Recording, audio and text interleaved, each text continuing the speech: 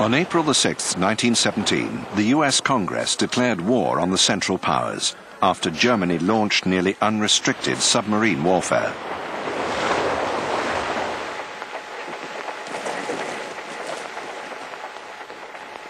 America mobilized troops and industry, while thousands of pilots trained to fly and fight in the final clashes of World War I. Training had to be quick and intensive.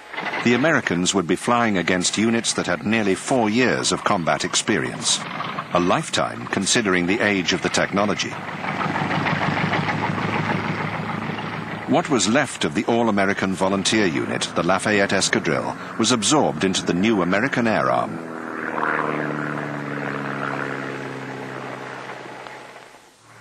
Late in 1917, Germany was dominating the skies over Europe with well-trained pilots and aircraft like the Albatross and the famous three-winged Fokker DR1. But the Allies were once again about to wrest the initiative away from the Central Powers with a new generation of fighter aircraft.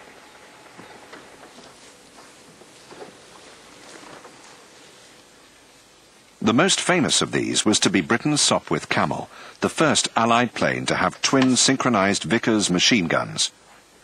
The Camel would destroy over 1,200 enemy aircraft during the war, more than any other Allied type. The tremendous torque and centrifugal force produced by that mass of turning steel gave it the ability, as the pilots of the time said, to turn on a dime with 9 cents change. The power of this efficient rotary engine created a ferocious torque on takeoff, causing many inexperienced pilots to crash. But once it was learned or mastered, it could be used to your advantage. You could outmaneuver them and get behind them, of course, and it allowed you a clean shot.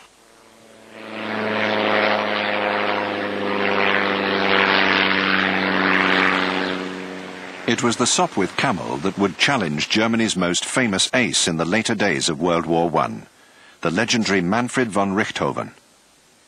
Because he painted both his Albatross and later his triplane red, some say to taunt his enemies, the British dubbed him the Red Baron.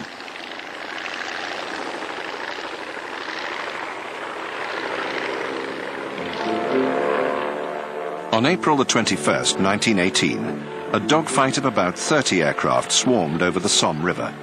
The Red Baron, in characteristic form, held back from the fray in his infamous red triplane.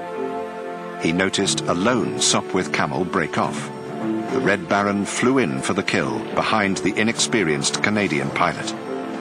The lead Canadian pilot saw his comrade's plight and dived at full speed. He swept behind the Red Baron's triplane, firing a desperate burst.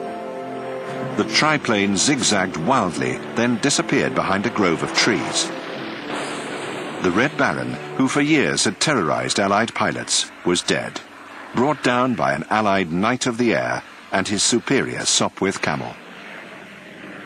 For many years, that was the official story, but it may be just a story, like so many myths and legends of aircraft and their aces in World War I.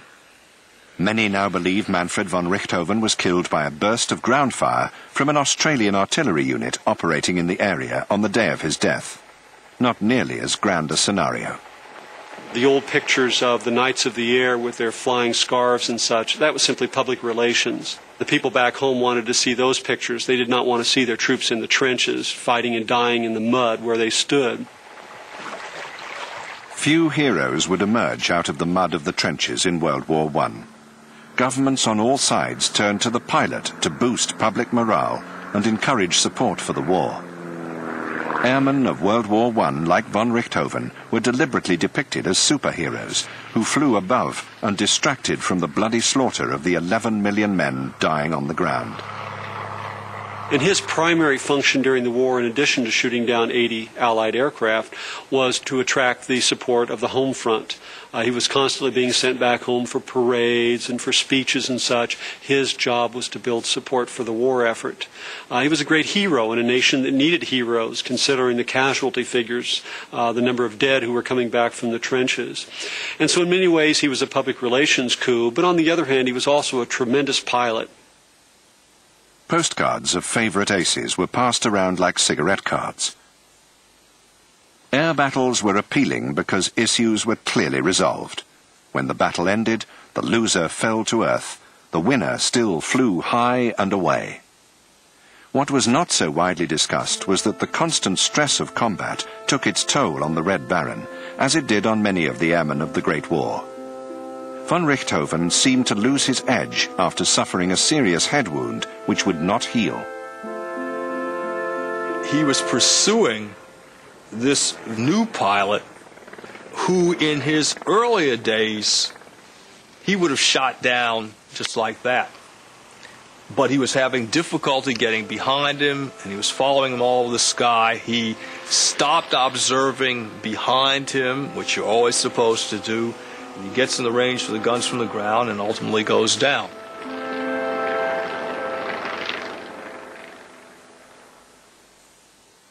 When the British realized that the great Red Baron had been shot down, they gave him a hero's funeral with full military honors.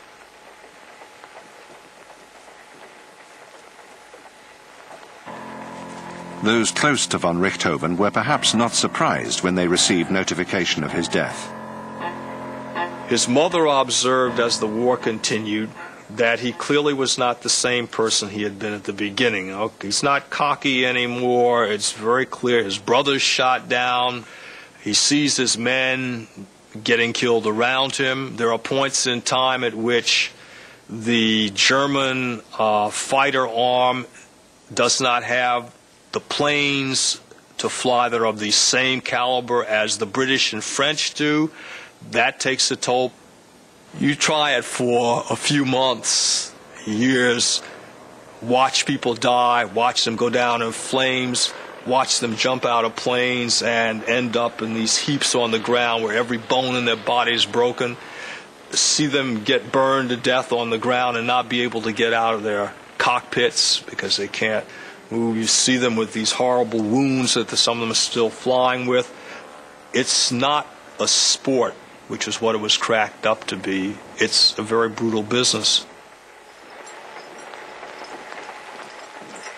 I think what you see with these young men is that after a point in time, they all know that they're going to die.